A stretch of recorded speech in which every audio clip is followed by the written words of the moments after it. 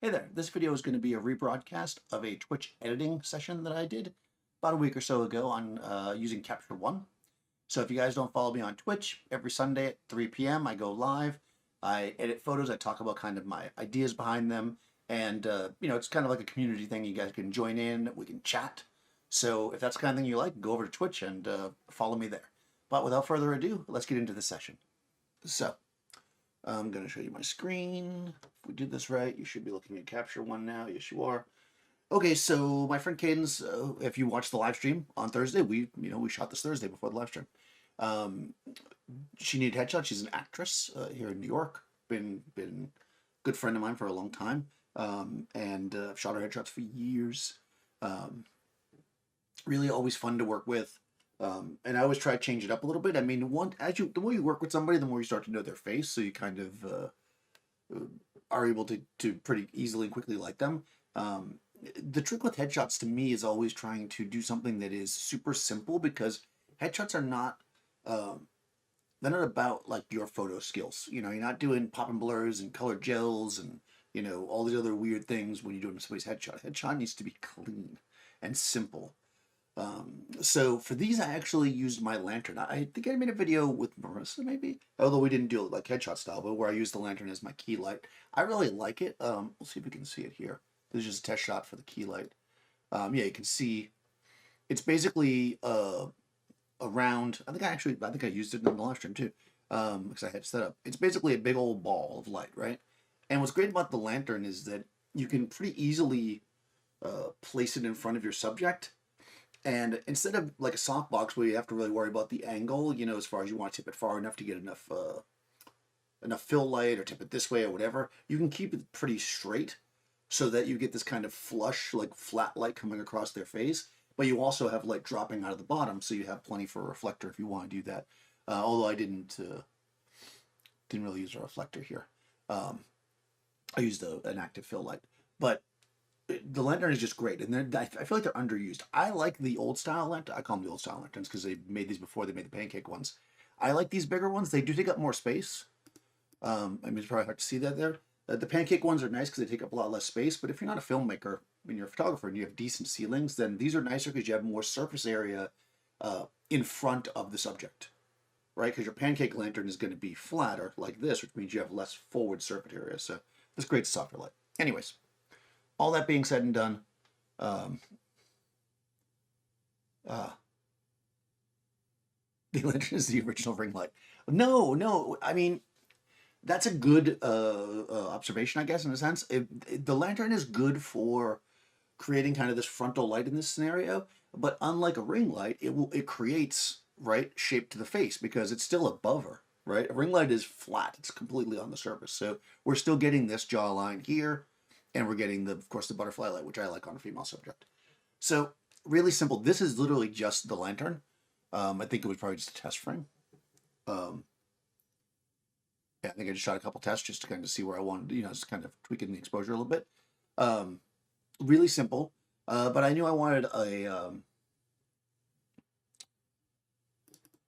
want to use a fill, which I think I used. Nope, not yet. I wanted to get the background brighter, so I added some lights in the background, which you can see. I'm going to kind of walk through it. And then once we do that, I actually have, and I don't think you can see it that well in her eye, but I've actually got a fill. You can just see like highlights right underneath her eye there. That's actually a fill light behind me. So I'm kind of filling in the shadow. You can see that here. It brightens the whole overall exposure, of course, but we can see that not only is exposure bright. I mean, if I was to make this one a bit brighter, sometimes when you show people this stuff, they're just like, no, it's just brighter. See, if I make it the same brightness, you can see the shadow difference, right? Here, the shadow is much more filled in. The whole thing's a little flatter. Here, it is got the more cut. So it really depends on what you're looking for. This tends to be a very flattering, soft light for people. So it's a good kind of forgiving light source for headshots because she's going to move around a lot. And I know Kaydence, she likes to just get a little goofy and stuff. So I want to make sure that we have the most flattering light possible. So it's nice and simple. Okay, so let's do this. And that doesn't mean that like this first one isn't any good. So as always, I've already marked these 3 stars. I'm going to select everything, and I'm going to mark them all 3 stars. And what that's going to do is allow me to edit by removing the ones that I don't want to give to the client. Now, in the case of a headshot, I'm going to be very, very liberal with what I give them, especially when it's somebody I know, because actors are peculiar types. And oftentimes with the model, if I shoot like 2 or 3 frames close together and they're very similar, I will only keep one of those, even though I like all 3 of them. I'll just pick the one I like the best. Because models have a hard time kind of seeing the difference. A lot of models do. Where actors, just the slightest change they notice in their face. So I often shoot in little bursts, and I give them all the frames. So yeah, let's do it. So I marked them all 3 stars. Now I'm going to come up over here, hit my search button, and I'm going to go 3 stars or higher, which effectively means if I click on any of them, let's say this one, and I hit the number 2, it will disappear because it's no longer part of my search criteria. So I'm effectively moving it out of the equation, right? So I can do that. I mean, I don't want gray background, so I can get rid of these, right? You know, she likes funny ones, so I'll leave that there. But let's get one that we like as a baseline. Making sure before I start changing the lights around. Oh, I think what I did was, yeah, that's what I did. I think because I was shooting a video, I shot just a handful of frames to get it right. Then I started the video by turning off the light again. That's why it's off again there. So what we're going to do is we'll start here. We'll start with one that we like, this one, let's say, and we're going to get our baseline. Now, again, these are not going to require too much because I just try to shoot it as clean as possible. But we always look at them and we, you know, it looks nice and clean. We can see she has good detail in the skin. You know, she's got nice skin, so it's not really have to do much about that. What I want to do is give her a little pop. Now, she is particularly light-skinned, so if I start popping my highlights too much, I am going to, like, it's going to look weird because what's going to happen is this light part under her eye is going to start to blow out, and then it'll accentuate the fact that it's a little bit darker here, like it normally would be on somebody with very thin, light skin. So I'm going to come in closer to make sure I don't do that, and I'm going to go down to my, I think we used curves last week. I still like levels better. So I'm just going to grab my level, and I'm going to slide it across a little bit just to get that slight pop in the highlight. You see, I'm just dragging it across a little bit.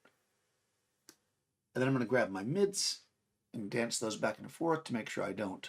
You see how that's creating contrast? See how the lights are staying up, but the mids are starting to drop? So I don't want to go too far because if I do, like I said, you see how now her eyes, I mean, that's obviously too dark anyways, but you can see that the lightness of her eyes is actually going to make the darkness look even worse. So I want to keep it kind of flat, you know, like that. Oftentimes I'll like squint at these. Squinting is always a good option. And then, as always, I'll just grab my darks a little bit. Now, she has very black hair, so I want to be a little careful about going too far on my blacks. So I'm going to do that. And we add our overall contrast. And that looks pretty darn good. As far as the color, like, she's a pretty, you know, pale person. So I think that's a good, accurate skin tone for her. I can also look into her eye and see that it's white here. Like, you don't need to worry about that. But, you know, if you thought you wanted to make her a little warmer, let's say, as we sometimes do with portraits, we could definitely bring her up a little bit, right? And like for a portrait, I might do that because see how that's like nice? For a headshot, that might be, I don't know. I'm not hating it. I mean, I am only moving it up to just below 5600 and I was shooting with a flash. So it's actually probably pretty accurate to go about there. And I don't think my background's getting weird. Nope, I'm pretty much blown out background here. Yeah, that looks pretty good. So this is our,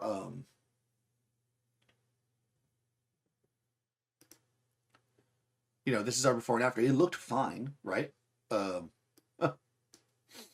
It's like when I first opened it, I was like, that shot looks pretty good. Doesn't need anything. But you see, with just a little bit of tweaking, we're able to kind of bring it up a bit, right?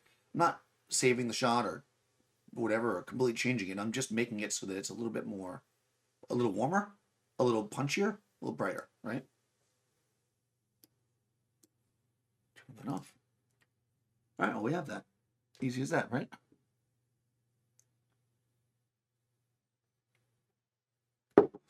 And now that we have that, I'm just going to go Shift, Command, and C to copy all those settings. I'll jump up into this top one, which, you know, is the same lighting. And then we're just going to work our way down. So those two, those are the same. Here I turned off the backlight. Like I was saying, I was starting a video. But really, the key light on her is pretty much the same, although I did turn off the fill as well. So I'm just going to paste the same settings and see what we get. I might need a... Yeah, see, this darker version, she looks a little too warm to my eye. But before I do that... You know, she hasn't got any fill light here. So it's actually slightly underexposed. So I'm actually going to bring the exposure up a smidge before I do anything else. I actually like that. And now I'm going to grab my mids. Again, just a minor tweak because the lighting's slightly different.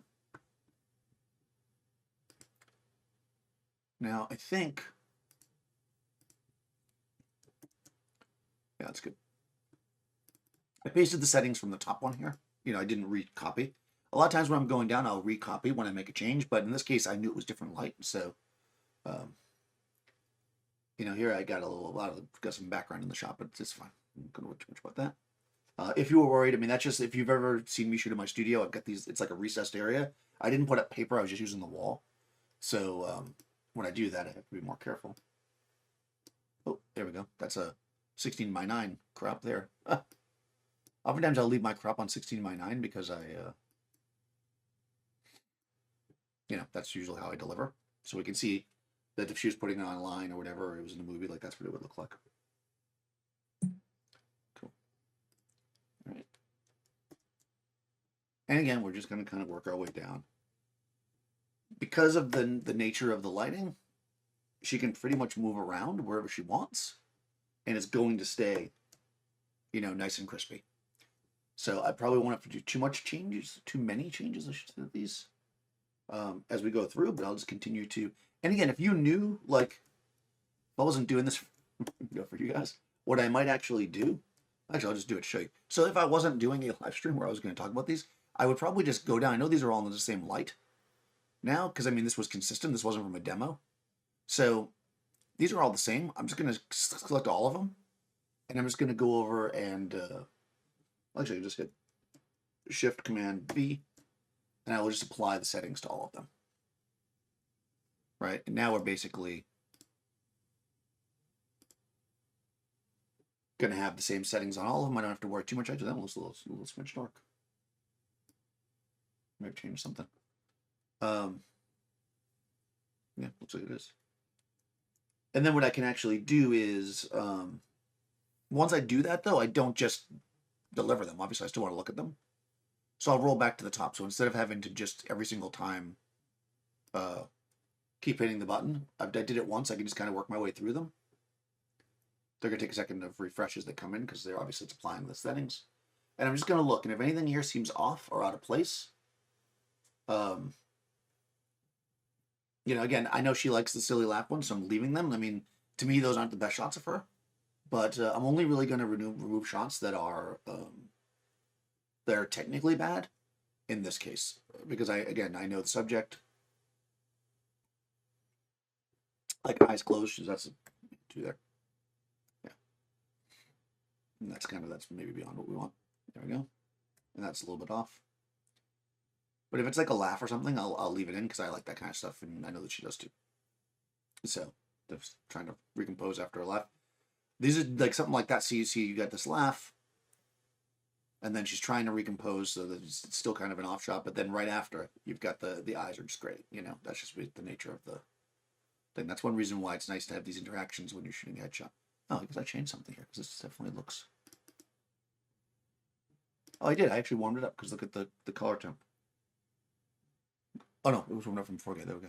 I was like, it is changed, yeah, because I applied them. This looks a little smidge dark though to me, so I'm actually going to bring this up. I think what might have happened is I think we stopped and looked at the pictures, and she might not have got back in the exact same spot. And I was not shooting TTL, and we were moving quick. Oh yeah, so maybe just that one shot, and then she moved forward again. Now she's back in the regular light again. So I'm not changing anything. And again, she has this nice fill because I have that light coming from the front. So remember, she's being lit by two lights here. You've got this main light that you can see in her eye, and then she has a fill that you can't even really see because the direction of it is like it's like barely there. Just filling in. You'll see it in the video, of course. So watch that video. Let's see. Does anyone have a problem with the floating windows in Capture One? Like some values black out. You can't see anything in the window. Oh, really? No, I don't use, I haven't used floating windows in a long time. I used to use them when I would shoot like tethered with clients there. And I had an extra monitor. I would always set up one extra monitor and just do one monitor that just had an image with nothing else on it for them. but I don't do that so much anymore. So, you know, that's like more of a catalog level thing, not a somebody coming in for a headshot thing. But I can even remember how to do it. You just grab it, right? Yeah. There we go. I'll float a window over here for you just for the meantime. See if anything happens with it. Or maybe not histogram is not the best one. Let's see. I'll float one that we're going to change. I'll move white balance. Let's see if we have any issues with it as we're progressing. Oh, this is interesting. It looks like that yeah, these are smidge darker. So like I said, sometimes it's still worth. I'm just kind of walking through. I'm pasting the same settings. I'm not going to really go crazy. Like, I know I really like that one, but like I'm not going to really go crazy with removing ones that aren't perfect because like I said, I know the subject.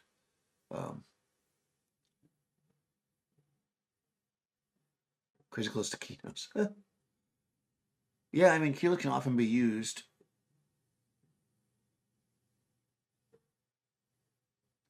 Oh, when I crop an image, okay.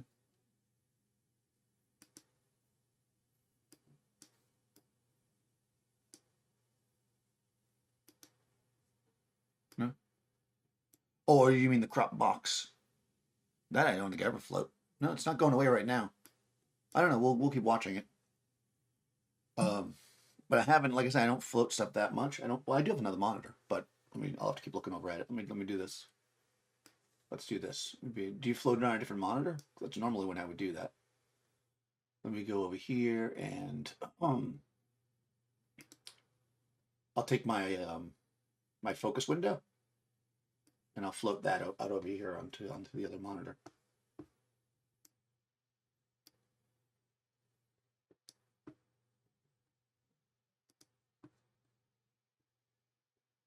If I get my mouse back, I will anyways. Ah. There it is. Boop. There we go. All right, I'll just keep an eye on it. I don't know if you guys can see it over there. You probably can't because it's so small. I put it right over in the corner. I'll look back on it, back and forth at it once in a while. See if it goes away. Oh, all right. Well, that was all the way at the bottom. Okay, so now these ones I went vertical because you know you guys love verticals. So let's paste our initial settings. Oh yeah, no, that's still good. I mean, it shouldn't make a difference, but you know how things are. I had to do this because, you know, sometimes there might be a casting director that's like, man, the top of her head is cut off. Maybe she doesn't have a top of her head. So you always got to have one, at least a couple shots there. Oh, thank you. Yeah, I love the lantern, man.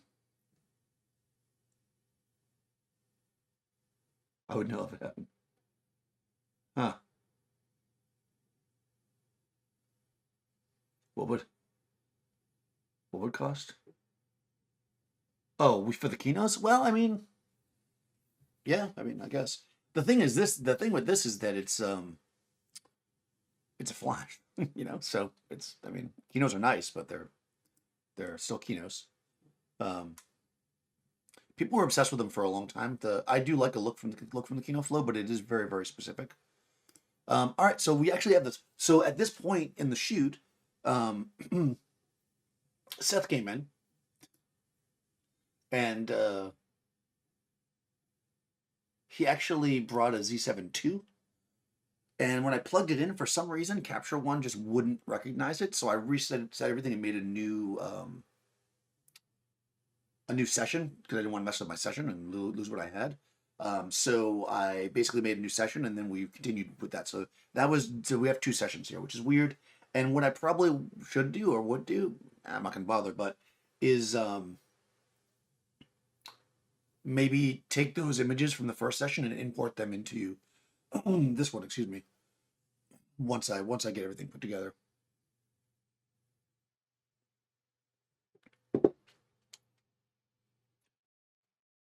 Oh, excuse me. All right. Well, all right. I will tell you this, and this is I'm saying at least probably more on me than on anything, is that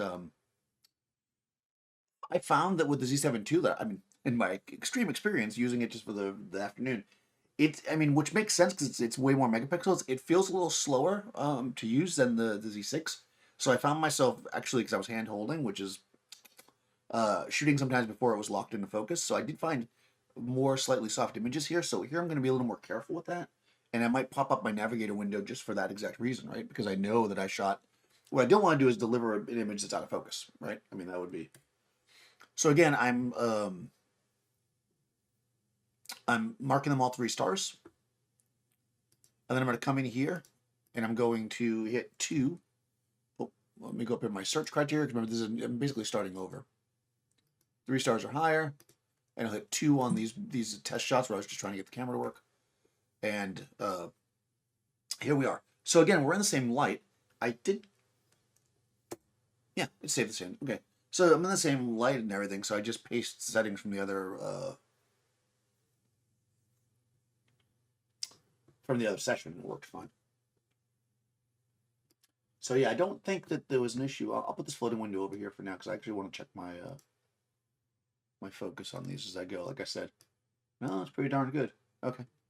So I know I missed it sometimes, even though she was laughing. So again, that's why I know it's my fault, not the camera's, because I can clearly see that it can grab a subject if you allow it to. All right, so you know what's interesting? I mean, different camera, right? I feel like the white balance looks weird now. Like it looks different. So I'm actually going to tweak it back a bit to a little bit warmer. Because it was looking almost like yellow. Well, let me go back to where it was. You know what it is? I think I need to add. I'm just going to do a custom white balance here and just see what we get. Interesting. Yeah, it's right. It is. It's putting green too. Okay, so. Yeah, it put a little bit of green, which is interesting to me. So sometimes, like, I'm not going to use the custom white balance off the wall because I know my wall's not neutral, but I just want to see what it does. And I could see that when I clicked on it, it actually added a tiny bit of green. And I did think that, like, when I reset everything, it looked a bit magenta to me, you know? So whatever white balance I had set before is a little bit off. So I'm going to, and I know it's probably hard for you guys watching, but like this, I have this color correct Apple Thunderbolt monitor here, so I can see it with my eye where I want it to be. So, and again, this isn't like a fashion shot where I need to make sure that the color's accurate. I just need to make sure it looks good. So I'm going to drag. I'm not going to go quite as far down to the green. I'm just going to go like -1. Yeah, that looks good. And I am going to keep it a little bit on the warm side like we did with the other ones. But consistency, but not so warm that it looks like, you know, it's like artificial. Yeah, there we go. And I think the exposure, even with the different camera, the different sensor and stuff, looks good still. Just out of curiosity, though, I'm just gonna do it again. Doesn't take that long. Again, I'm gonna pull my lights over, shake my mids around until I get it where I like it, and then just grab those blacks. And again, she has black hair, so I don't want to go too far.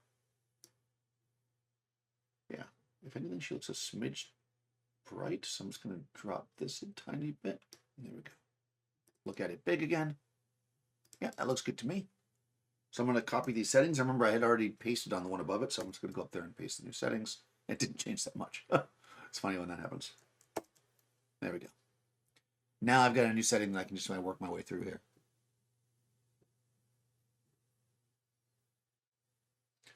Yeah, it could be the profile. I don't know. Like I switched cameras and we switched sessions, and I guess I could go back there and check that. But so if you're this is actually in the wrong spot now. I don't want it there. So let me take this out of here. I want it here. Right. So what you can do here is I could jump over to my lens 85. So that's correct. And my base characteristics. No, yeah. It's Nikon Z7 II. So it is a different profile because it's the Z7's II profile, not the Z6 profile. And of course I made changes. It wasn't it wasn't set for this camera, so of course it looks different. You know, the paste, I should say, was for the that's really interesting there. Huh. That's a weird thing. It looks like something happened. I don't know what it is. I think that see that? I think she may have stepped back or something, and now my background light is hitting her in the face. So that's something I probably should have been paying more attention to when I was shooting. Yeah, I see it. Okay, and then it's gone there. Okay, so it looks like I got a handful of shots than before I caught it, unfortunately. So, I mean, that's why we shoot a bunch. So, you know, again, because we have so many, I'm just gonna get rid of those. They have a weird light on our face. And then when we get back to the shots, we're back there. And we're just gonna continue to paste these settings. Yeah, this looks good to me.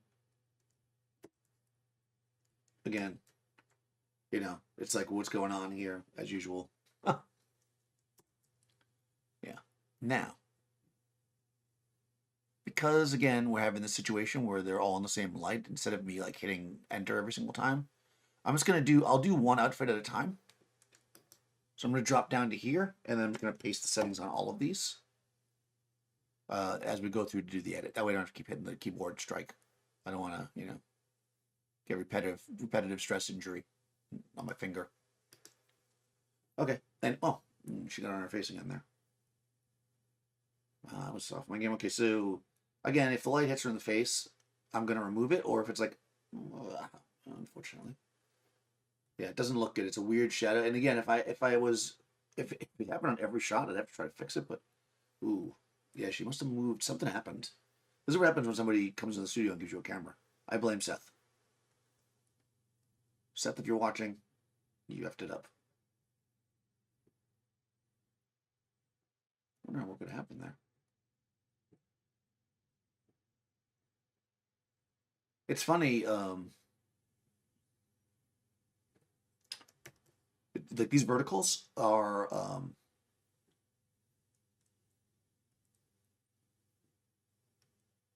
look to my eye a bit darker, even though they're not, because there's so much of the darkness in there. So I think I'm actually just going to take a peek here and see if it's worthwhile to give them a little tiny bit more exposure. Yeah, I think so. I'm going to do it to all of them so they're consistent. It's important to be consistent.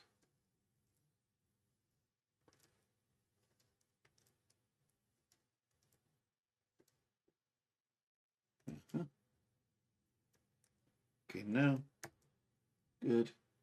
All right.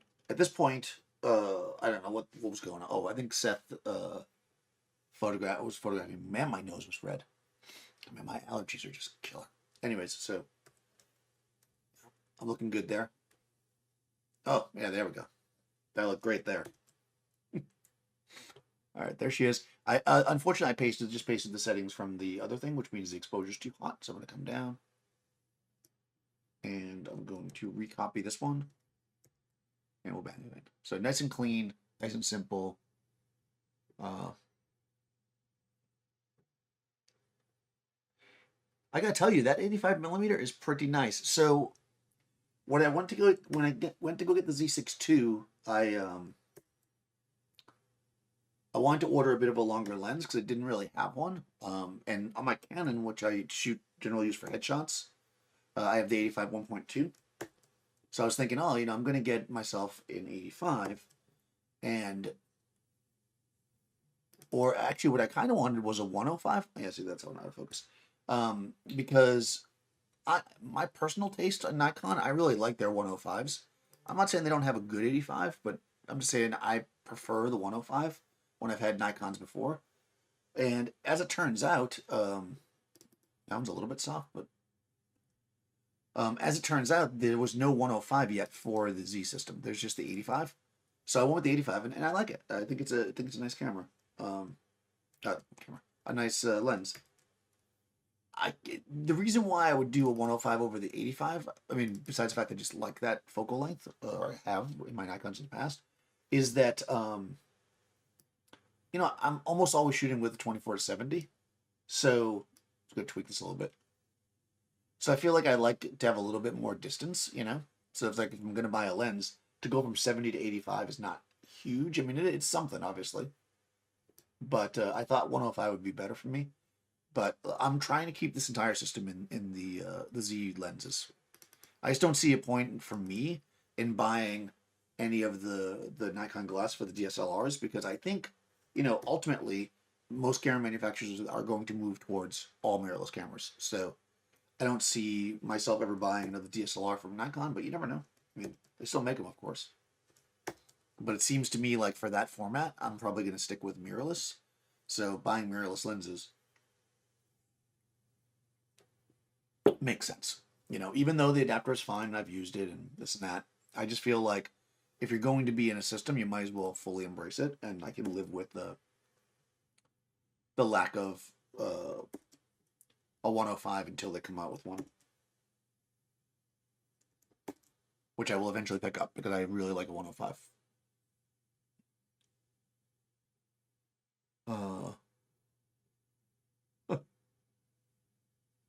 70-200. No, I'm not a. Oh, and I hate they call them Trinity lenses, whatever. I don't know who made that up. Stop it. I'm not a big 70-200 person, and I was. The 70-200 2.8 Canon L series lens was my very first like really true professional expensive lens that I bought. Up to that point, I was always renting stuff, and I remember spending like a lot of money for it. It was like $2,000, and it was when I was living in Miami. And I literally, the day I got it, I went and I was standing out like maybe like, I don't know, a little bit, maybe thigh deep in the ocean shooting a model. And a freaking wave came and just like knocked me over. The whole camera went into the water.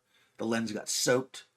And I had it for like 5 more years. It worked totally fine. So it sold me that they make a good product. But, you know, it's just big. Like, I don't need a giant zoom lens. I'm 99% of the time I work in the studio. In fact, I wouldn't use zoom lenses at all if I didn't really do a lot of these demos. Oh, see, we're having that issue again. Look at that. I guess I wasn't paying attention. Distractions. I wouldn't use the 24-70 at all if it wasn't for the fact that I do a lot of demos for you guys because I just want to be versatile. I'm not really a zoom lens person, to be honest. So like in all my personal work, I generally just use a 50, you know.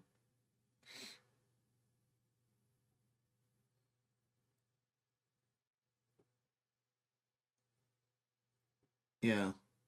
Yeah, it's nice. I mean, it focuses fast. Yeah, I'm just not. I don't see the purpose to have a 70-200 for my work. You know, I mean, there was a time when I thought, oh, you know, it's great. I can have these zoom lenses, and then you know, I had the 3 lenses. You know, the trinity of lenses, but it was a lot of glass to carry that I didn't usually use. I had that, and I also had Canon used to make. I don't know if they still do. This like really great 300 f4, which was basically the exact same size as the 24-70. No, it's the exact same size as the 70-200, but lighter, of course, because it wasn't a zoom lens. And it used the same filters and everything. It was basically the same size. So it was a great lens. Like I used to have that lens with my 70-200 and my 24-70 and my 16. I think it was 16-35 back then too. Like those were great, you know. But then I found that I could carry a 15 and 85 and get every shot I ever wanted. So I'm not killing myself carrying all that glass. I'm not a photojournalist. You know, I control my environments. Every once in a while, I want a longer lens, and I can always rent one. Like, I'd be much more likely to buy, like, a fixed 135 or 150 or something like that if they've got that than I would buy a 70-200 at this point in my career. But, you know, I'm not everybody.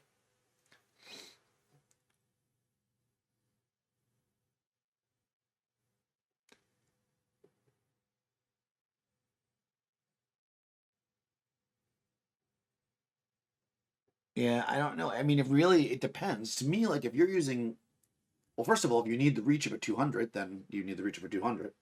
And then it's the factor of whether or not you need a zoom lens. You know, I mean, if you're an event photographer or a photojournalist or somebody that works primarily on location, you know, where you can't always control your situation, it might be easier, you know, or safer, maybe I should say, is maybe a better way to say it, to have zoom lenses because you'll know you can always get what you need to get. So there's a certain advantage. I mean, that's why most people use zoom lenses because they're very very convenient. That being said, they're also huge, you know, comparably wise. Like I used to carry a, I would get that little bit of light creep in here, but I really like the shot, so I'll forgive myself for that line. Yeah, I at one point I went, I had a 50 on one body and an 85 on the other, and I would just go back and forth between the two lenses, and that was basically uh, my go-to setup, you know, and it worked totally fine for me. I didn't have to. Yeah, the only thing I'm really seeing here, guys, that I really kick on myself here that I wasn't checking these after each setup, but this is what can happen sometimes. See, normally if I'm shooting headshots, it's me and the subject, and we stop and we look at them together. But here we weren't really doing that because we're trying to get something done before the live stream. So I'm kicking myself about that light. Those are the kind of things that bother me because I do not like to have bad light. A lot of other things I can live with, you know, but bad light I cannot live with. So yeah, I mean, you know.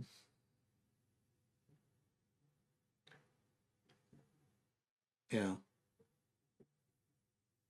You don't need more than 8. Yeah.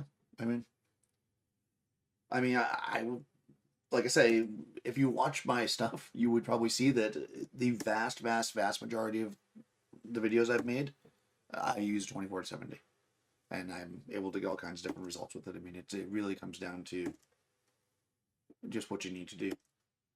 And I mean, I do have the advantage of being in New York, where there's really easy rentals, so I can always rent like super wides and long lenses and stuff like that, and I do when I need to. Like, I never want to feel limited by the gear I have in my bag. You know, what I have in my bag is not what determines what I shoot. You know, I basically rent if I have an idea that needs something different. So I try not to overly worry about gear, and I find that I'd rather have less gear and just the ability to change it up than own every piece of glass out there. So, but you know, again, I'm not everybody, and especially if you do travel or you shoot events, stuff like that. You know, when I used to travel a lot, I mean, that's when I had some ones. It's like you travel to a different country, you're on a set trying to shoot something on a limited time frame. You can't say, "Oh man, I wish I had this lens," and go out and rent it. So you really need to make sure you have more gear with you. Well, I think over time too, you start to figure out what gear is really the stuff that you use. You know, and that's why I don't really have a really wide lens anymore. Like, I don't have a 16 to 35. I do have a 15 millimeter lens that I use when I just need some wides, but like I found myself shooting with the 16 to 35 so rarely that it just didn't make sense. Or I guess in Nikon world would be 14 to 24 would be their wide lens. Yeah, I don't know.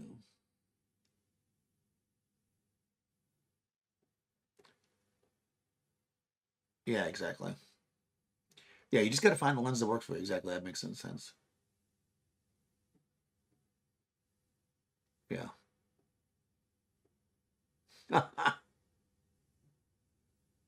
uh, Concert pics.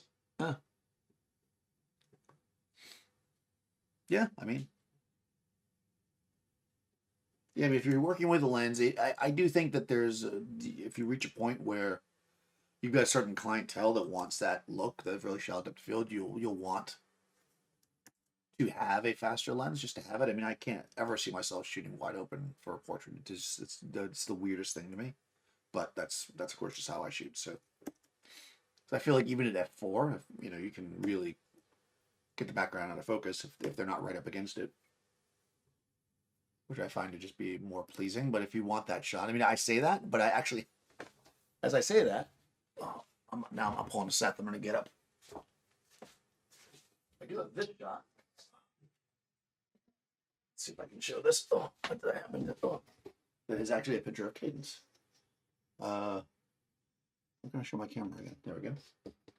Okay, so this is really shallow, right? That shot with oh, it's not written on this one. This was from a Leica thing that we did. I believe this is a Summilux or maybe a Summicron. So the reason I mean, I don't often shoot that way, but sometimes. But I didn't do it to make the background of focus. I did it to really pop her eyes, you know. So there are times that you use a fast lens. I won't say there's not, but that was shot with a 50. I guess was my point there. That was on like a monochrome with like it was probably a Summicron because that's my favorite 50 for sure.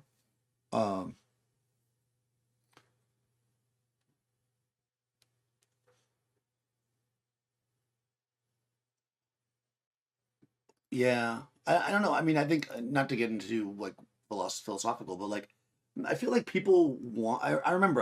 Let me tell you a story. So I was early in my career, and I went to this one modeling agency, and I showed them like some of the stuff that I was doing, and they were like, "Yeah, you know, we'll hire you to shoot one of the girls." So they they hired me, and as I was, you know, as I was leaving the modeling agency, I looked on their wall and I saw all the comp cards. If you've ever been to a modeling agency, you know there's like they have all the comp cards on the wall, and I looked at the style of them, and a lot of them were very different than the way that I shoot. And I looked at it and I was like, hmm. So I grabbed a few, and then I like looked at them and I kind of studied them, and I was like, okay, you know, like this is my break. I got to make sure I do a good job. So I went out and shot a bunch of shots that were like the stuff I took off the wall, right? And when I brought them into the agency, they looked at me and they were like, "What is this?" And I was like, "What do you mean? Like, I saw that you really like this style, and you know, I saw it on the wall, or whatever." And they said, "But that's not what you showed us in your portfolio, and your portfolio is why we hired you. We have somebody that shoots that." And I guess my story, my point of that story is, you say, well, a client asks for something, but hopefully they're asking for what you shoot. So that's the ideal, right? The worst thing is when a client comes and presents you with something that's so off the wall and different than your style, and you're just like, why are you even hiring me? Like, this is not what I shoot. Um, so yeah, I just thought that was interesting that you said the clients want it. But I suppose you know, I mean, that must show some people love to show you pictures, right? Um, so I get what you're saying. I just thought that was just funny. And man, I gotta tell you, when that was a terrible feeling whenever you bring something to a client and they don't like it. That's like one of the uh, worst things in the world, man. It's worse than getting rejected for the job is to shoot the job and have them be like, "What?" More than once. Luckily, for the most part, I can't think of any time that I wasn't able to recover it, like reshoot it or. Oh, here I think we're just testing stuff. Yeah, there we go.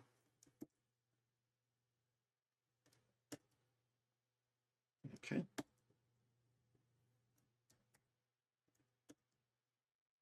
Okay. Again, we're just pasting the same.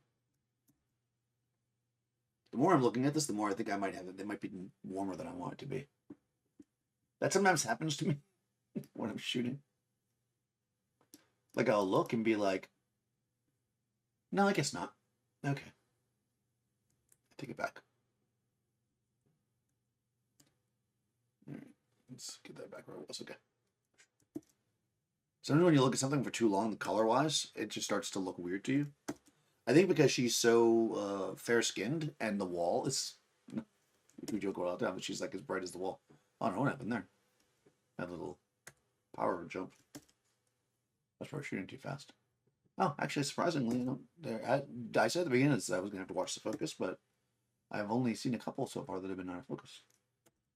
My biggest issue has actually been the stupid light that I clearly either moved something without paying attention, or she's standing in a different spot because I can see a lot of lost shots here because they get that, you know, they get this line. This one I'm gonna forgive myself. I think this is not bad, but that's see how straight the line is. That tells me it's bare head hitting. It's hard light hitting, all right. So somewhere I got rid of it. That's no good. Somewhere there was a hard light creeping. Oh, I know what it was. God damn it. Okay, so have you ever seen my studio? There's a mirror. There's a mirror over here on this wall.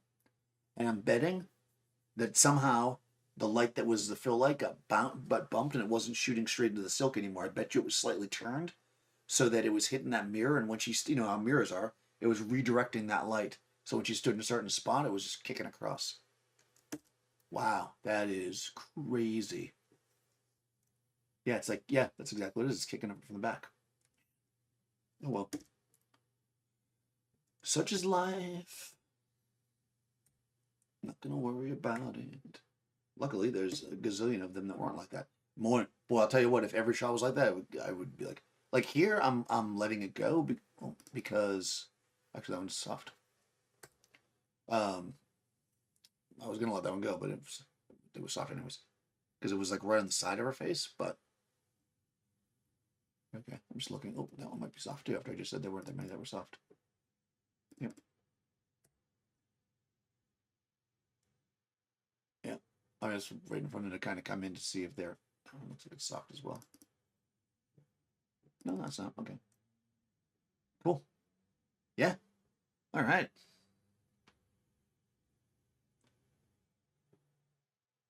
What is this?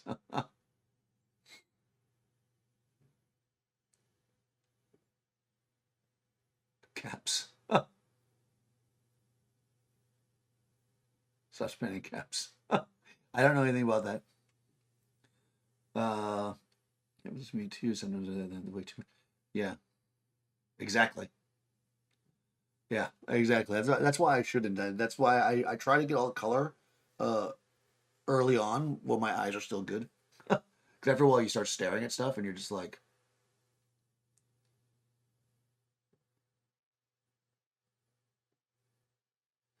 oh yeah, yeah, yeah. She looks great against dark as well. I've shot kids many times. Always looks great. And it was, people sometimes ask me like where I find people. Where do I find people? People find me, but no. Cadence was actually a friend. So I was shooting um, this model I shot a bunch of times before, and they had actually met on a set. They were both actors actually, and we were just hanging out. And she was like, "Oh, I met this actor who's really cool, and she also needs headshots." So I was like, "Well, give her a call, and we'll see." Because I was testing a technique. I was like, if she's willing to be a guinea pig. So she came by, we took pictures, and we've been friends ever since. So it's weird how that happens, right? Yeah. So there we go, guys. We've got all these images. Basically, we have these ones, and then the ones from the first session. Now I wonder. Let me try something here. I'm going to come over here, and I'm going to go import.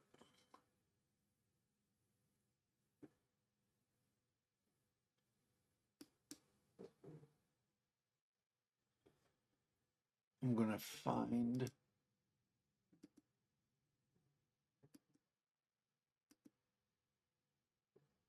So this should be a folder. This is capture folder. Review and import. I'm going to bring these into here. I'm wondering if it's going to keep the settings. I can't remember. Adjustments. Included just existing adjustments. I'm not going to change the name. I'm just going to leave it the way it is. So I don't need to worry about this, but you can see that like if I put the job name there. So I'm going to move it to the capture folder, including any subfolders is fine. Not changing anything. Yeah. Yeah, that should work. I guess I don't need these. Well, I'll just bring them all in and see what happens.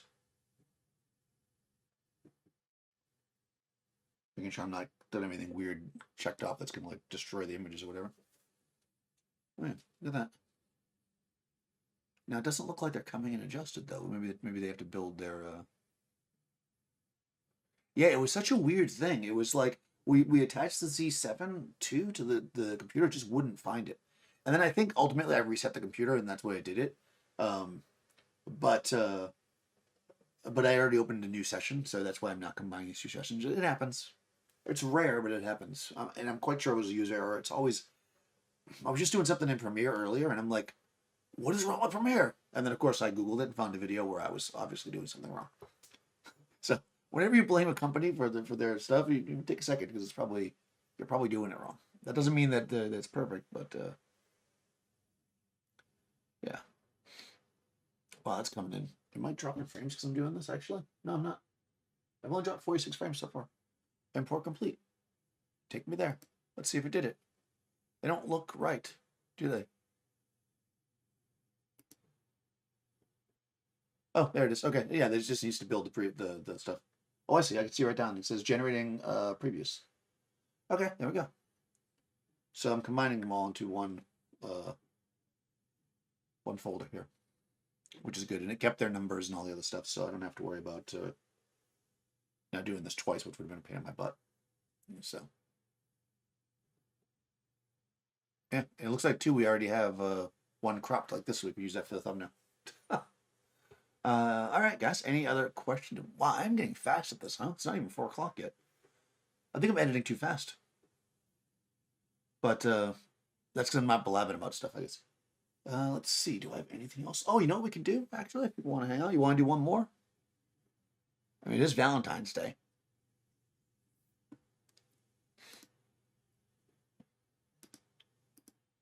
So I'll leave these for now. I do remember exporting one time and having it give me a big problem. Oh, it's just one more. All right. All right, so I'm going to...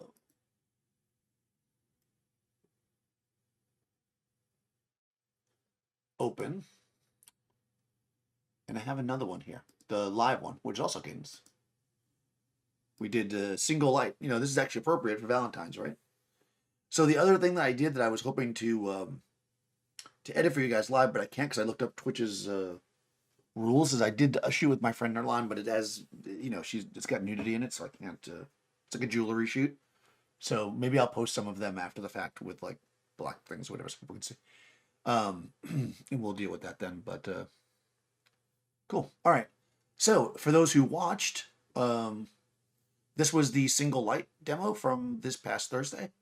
Single light for single people, as I like to call it. And, you know, these are always fun. This will be quite of a different edit because in these demos, what ends up happening is I'm walking through different ideas and stuff. So there's going to be a lot more that are like way different lighting. So we're going to have to tweak them probably. But same process. I'm going to hit the 3 on all of these to mark them as 3 stars. Then I'm going to come up here to my search and I'm going to search for 3 stars or better. Then I'll click on this first one, which is the black frame. You know, we're making sure there was no light affecting the shot. Press 2 on that. Okay, so here I'm walking through the process of shooting with a single light. I guess we start with a softbox or something. Looks like it. Oh, it's Beauty Dish. Yeah, something soft. Oh, yeah, it's a bare Beauty Dish. So, you know, this is a hard use. Not all these are going to be the best shots in the world, but you know, we'll work on them. Okay, so let's see. I'm going to do my normal basic tweak to this, which is to grab my highlights and bring them over a bit, again, to get that 3-dimensionality. And then I'm going to grab my mids, do a little shuffle. And then we'll grab the darks. And again, being careful because she has very, very dark hair. Yeah, I'll copy that. It's always worth copying it because, you know I'm making changes as I'm going, but it's a baseline, right? Okay, so I see here, this looks a little bit more muddy to me. I think I was swinging the light around a bit. So I'm going to actually bring my mids up a bit more to kind of bring away some of that that muddiness. But now we can see the shot looks a little, doesn't have enough 3-dimensionality. So now I'm going to bring the darks in. And then we'll actually shuffle the lights over a bit more. So I'm just adding a little contrast, basically. Then once I do that, now I can bring the exposure up just as much if I want. Yeah, that's better. And I know here I was having some... So, you know, there was question about like what eye to focus on. You know, when one's in the dark or whatever. But when you're shooting at f8, I mean, it's not really a big deal. Okay. Again, placing the...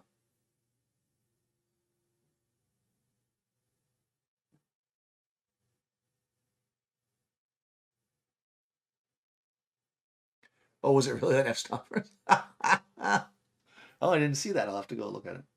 Oh, I love the comments on f-stoppers. I need a lot of time. I definitely need a lot of time to explain everything. Okay, so here we're adding a little reflector and stuff. You know, this is all, you can watch the video if you want to see what's going on here. Here we're adding a bit of a reflector. I think we're using that crazy silver reflector that Seth has. And I'm just going to paste the same settings here, but I can see now I've added too much contrast because I can really make out that black, that shadow line, I should say, which I don't really want to see. I kind of want it to be a bit more blended. So I think I'm just going to drop this. And now, of course, now you're not going to be able to not see it because I'm dropping it. But because I'm lowering the overall like exposure, like this area here, there's a less of a contrast range. So I think when you kind of squint at it, it's not as in your face. There's a direct line there. Here this is a bit underexposed, or overexposed, I should say. This is not the kind of thing I try to save normally, so I'm just going to go no, because I clearly shot the next frame and it was fine. But I will paste those settings from before on this. Ooh, okay. Yeah, that's kind of nice. And again, this is you're dropping all the details here, so it kind of in the shadows. It kind of depends on what you're going for.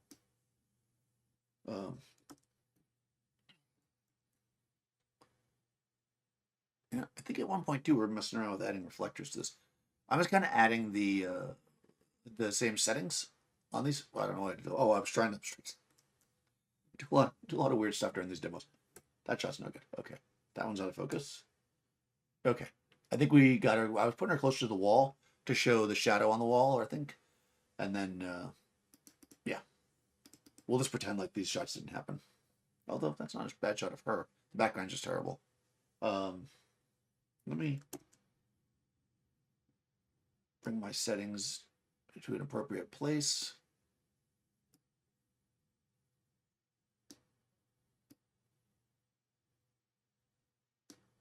I don't know. It's not the worst shot of her in the world. Nope. Cancel. I'm gonna take off my aspect ratio here. I'm just gonna crop off Dave's hand. We'll do that. That's a terrible. Listen, when you're doing a demo, not terrible is a good place to start. All right. That's kind of fine the way it is. Dave's fingers, exactly. Oh, I see what I did here. So that's funny. I wonder if when I shot it, I was like, oh, it's too dark, and then I did this because I actually like the dark one better. Let's come in and kind of give this one a little punch. I'm doing this one backwards just because I know I'm not going to need to add a lot of white, so I'm going to bring the black in first. Slide my mids over, and then just a little bit of the whites, and then I'm actually going to drop my exposure because I think it's too bright. Yeah, there we go. Okay. Well, I think in this one we were messing around with trying to get a reflector on the hair, which to some level did work. We switched to a softer light here, which, yeah, I'm not really loving that light. All right, so the softer light by its nature is going to generally look less contrasty. So it's looking kind of flat for me, so I'm going to kind of come in and give it a boost, especially after doing that hard light stuff. Like, you don't want to be, that's the hardest part about when you have different lighting styles in a session, is that one will just dominate the other. People tend to like contrast. Now you can see here with this crunching that I'm doing, we're getting a little bit saturated in the reds. So I'm going to grab my saturation, drop down. Yeah. So the strange part being, a lot of people, a lot of people really lean towards a softer light, but once you start showing them hard light, especially if they like the way it looks, if it's a good hard light shot, you will find people tend to favor hard light a lot more than you would think. I know that we're often paranoid about using hard light, but they can handle it. I think that I was testing to see if the interior lights were affecting the shot. Okay, I don't know what I did there. These are always fun because I'm always like, what the heck was I doing during these live streams? It'd probably be pretty fun to maybe in the future I'll like cue it up and play it next to the thing as we edit the shots so we can see. Yeah, this is a bad shot. Well, I'm just getting the light right because she looks like she's stoned. She's like in between. Oh, I was hoping the next one was going to be the same. Okay, nope, don't need to do that. Okay, so again, this actually looks pretty decent, but it's just underexposed. So bring my exposure up. But you see, when I do that, I'm flattening out the shadows too much. So I'm going to then grab my darks and pull them over. And again, you can do this kind of stuff with curves as well. I like to use the levels. All right. I'm pasting the same setting there. It's fine. There. That's a little hot. Okay, that's pretty good right out of the box. But when I drop the settings on there, it's getting a little bright. Because remember, we added exposure. Drop them in like that. Good. Oh, here we're using this new fill card, which was like ridiculous. It was like way too much fill. Oh, here we spun towards the windows. I don't really like those settings, so I'm going to paste them to start. And again, it's adding negative exposure. So I'm just going to remove that and maybe even go a tiny bit brighter.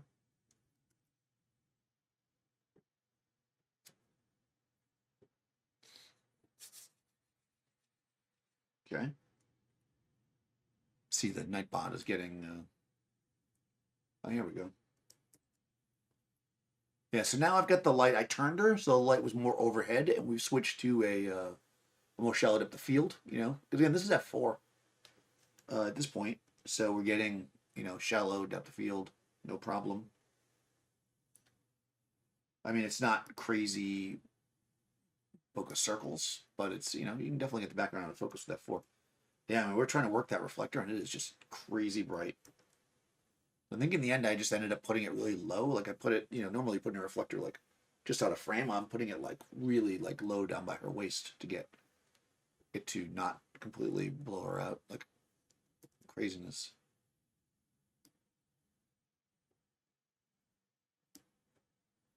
Yeah, I still don't know if I like the way that reflector looked. I think ultimately it was too much. And then we spun her around the other way. Oh, she changed. Oh, what I did there. Oh, it's the lantern, which if you've been watching since the beginning, you would see that, yeah, this is the lantern. So pretty simple. Again, the lantern is very, very flattering. That is a little on the dark side. So I'm giving myself a little more brights. Like that. Also, I feel like there's some saturation going on here. I'm going to drop it a tiny bit. Especially the reds, they seem like they're popping way more than I'd like them to. Okay. Again, pasting the settings and then coming in. Because I know that my baseline, once I get the first one done, that's like my baseline, right? The rest of it is like minor tweaks. So I'm literally pasting the settings and then dropping them in like this. Just like that. Okay, here we added a fill, right? And again, it's nope, not going to use those settings. Here again, it's too much. For my taste anyways, it's a little bit much. So I'm going to see if I can give myself some darks to kind of give it back some of its contrast. Yeah, that's better. I'm going to go here. But these are nice, clean shots. Nothing too crazy. And then I believe we get crazy at the end. So wait for it. Wait for it. Yes, this is now I've got the reflector figured out. I think that I probably switch it to the white side if I'm not mistaken. Or I'm just holding it really low. Yeah. It's big. It's big and it's white. Oh, is that soft? Ah, I focused on the bad guy. That's okay. The only people who care what eye you're focused on is other photographers. Okay, so here we've got a nice center shot. Nice and simple. Nice and simple. Again, these were working, so I guess I shot a couple. Oh, and then I decided I was going to try her sitting down, which kind of creates more of a like kind of a rocker environmental feel. I want to bring my mids up so that her face doesn't get so dark in there. But if I'm going to do that, I'm also going to bring my darks down. So we're crunching it up a bit. Adding that contrast, right?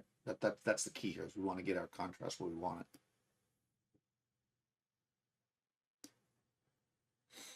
It's funny, you know, we haven't done. Uh,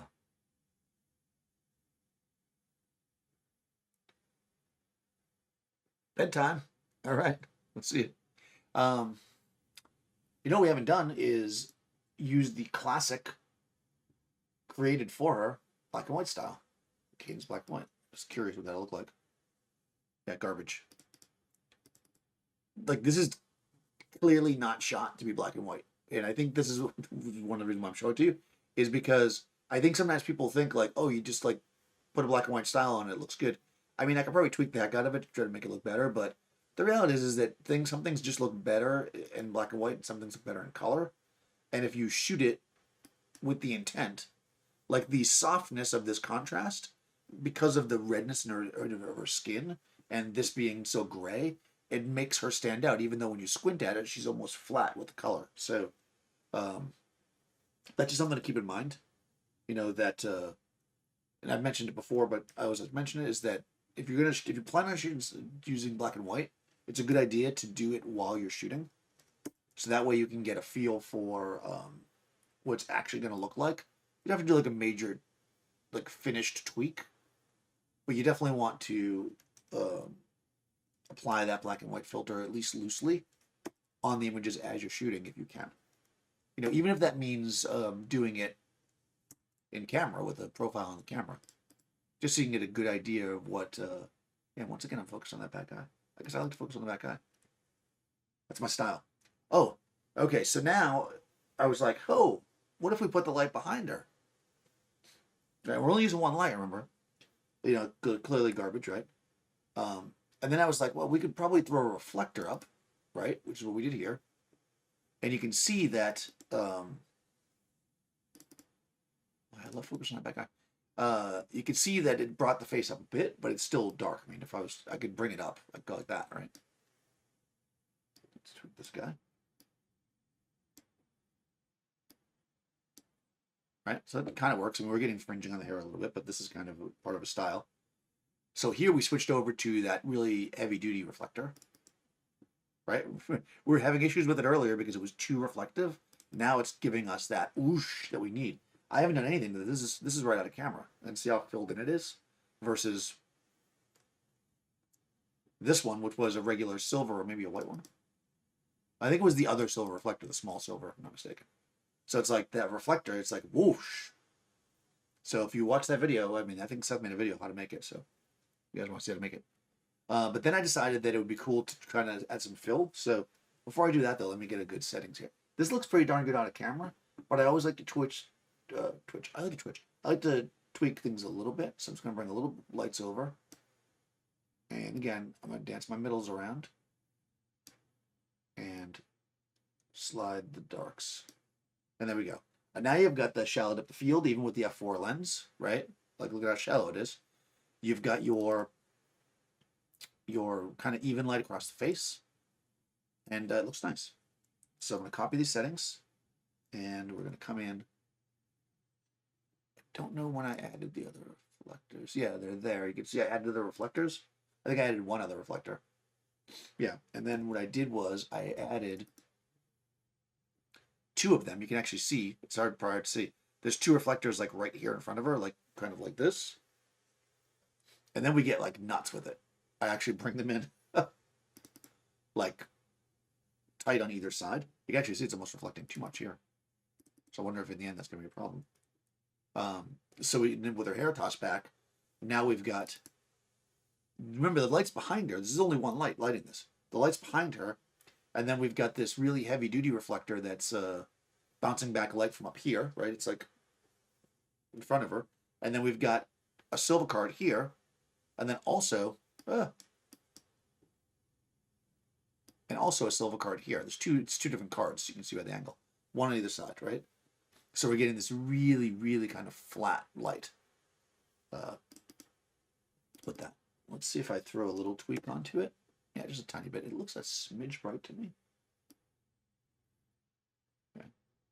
And I think the final thing that we may have done was we might have switched to white reflectors, but let me just...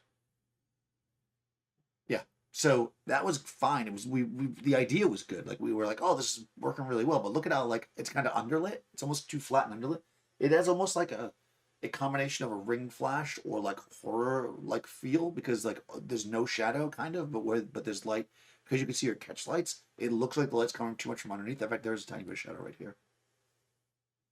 So this was not ideal. So then we switched our reflectors on the side to white, right? Now we've got 2 white reflectors kind of scooped underneath her, and then a silver reflector right there. And I'm literally shooting. Dave's holding, I'm blowing this up way more than 100% so you guys can see. Dave's holding the card here, and she's actually holding these 2 cards, I believe. And I'm literally squenched down looking through the middle, shooting with the camera. And we're able to achieve, you know, this really, really, really, really clean shot that you see here in the end. So with one light, right? Understanding how light works, bouncing around, it just really, you can create like a world of different looks. You know, this is all single light. Some are better than others, you know, and that's kind of the point of this demo.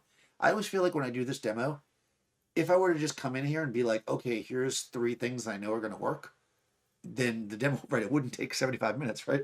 But you really wouldn't learn anything. Like, I feel like if you watch these, if you guys don't watch these live demos, the point of them is to watch the thing being built, and not everything is going to work. And that's kind of part of it, you know? I don't just intentionally do what I know works. I don't test all the stuff ahead of time. We came up with this on the fly, you know? And to me, that's kind of why those are good, you know, the reason why I like doing them, I should say. So hopefully you guys like them as well. In any case, now we are at, wow, it still didn't take very long. I am so fast. But that's all I got for you. I think I'm all caught up. I guess if you don't, is it called follow? If you don't follow me already on Twitch and you just happen to finding me right now, go ahead and follow me. Try to do these every Sunday at 3-ish. I keep saying I'm going to do more Twitch stuff. We'll see. If there's something else you want me to do on Twitch, then let me know. Like if there's something you'd like it to be live, right? And if you don't know, I have a YouTube channel, Daniel Norton Photographer. That gets regular kind of evergreen content, we want to call it, where it's not live stuff. So we should be seeing some interesting stuff coming from there soon. I'm starting a series where I'm teaching an actor friend of mine, Marissa, how to be a photographer. And the first video from that series will release tomorrow. So be on the lookout for that. And I will see you next time. All right, I hope you guys like that. Again, if you're not following me on Twitch, go ahead over there and twitch.tv/Daniel Norton Photographer. Follow me there every Sunday. We edit photos in Capture One, and I'll probably be putting more content on there eventually. If you don't subscribe to this channel already, please do so and ring the bell so you get all the notifications. And I'll see you next time.